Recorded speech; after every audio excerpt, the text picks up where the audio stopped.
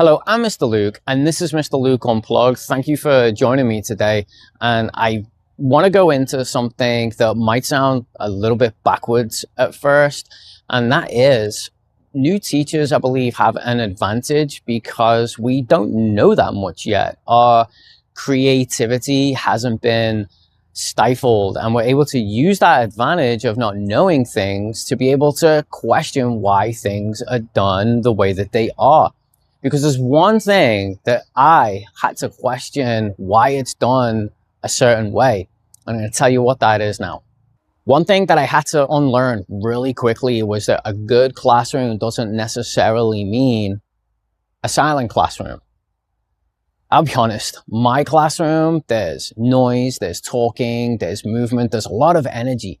And from the outside looking in, it can just look like complete chaos. Like, I've had moments where teachers walk by the classroom or the principal has walked by, my assistants come in to help, and I've had to catch myself because in my mind, I've been thinking, okay, I've got to tell the kids to quiet down. It's going to look like we're having too much fun, that learning's not happening, that I've lost control of the class.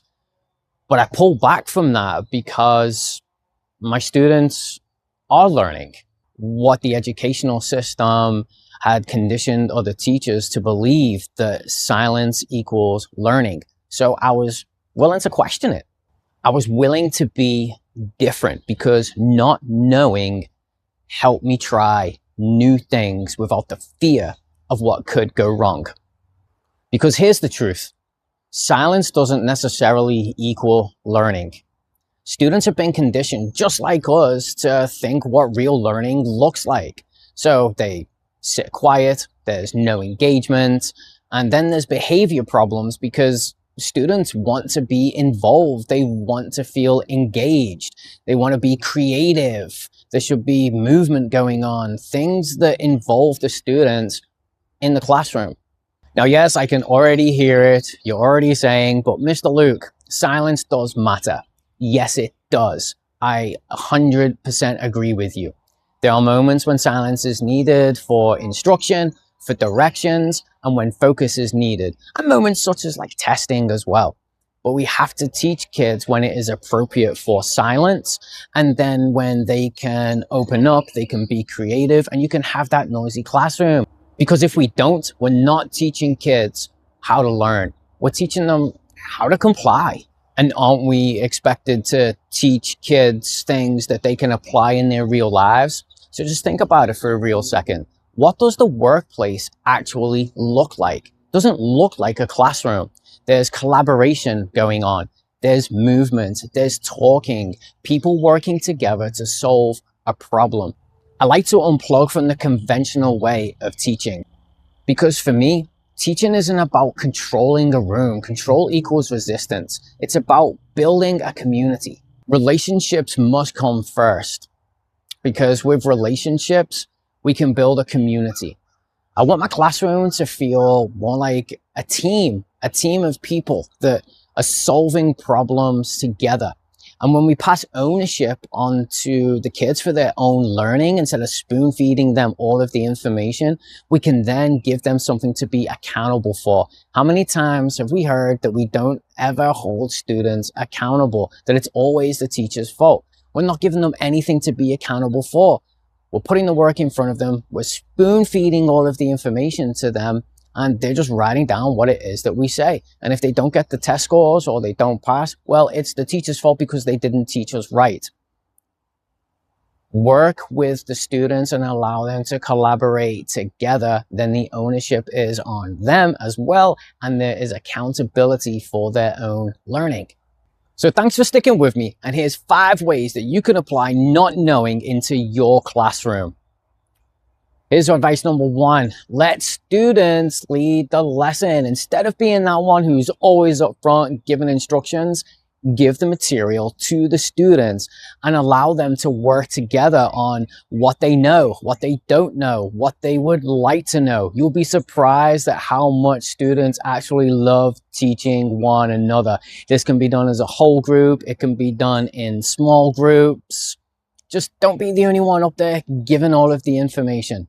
Advice number 2, Incorporate structured noise into your lessons. Not chaos.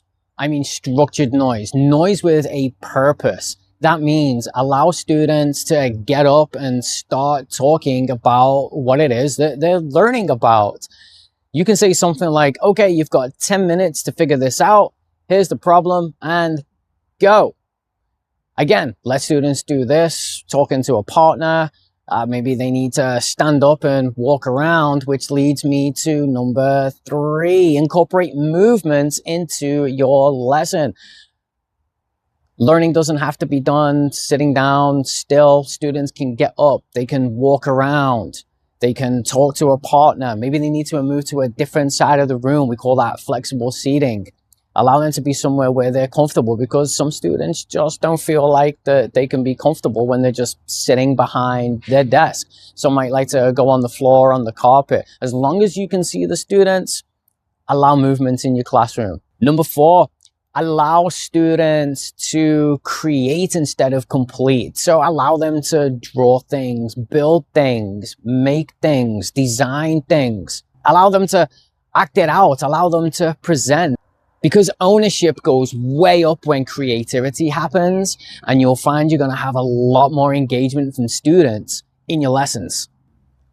And last, number 5, teach responsibility through the students' peers.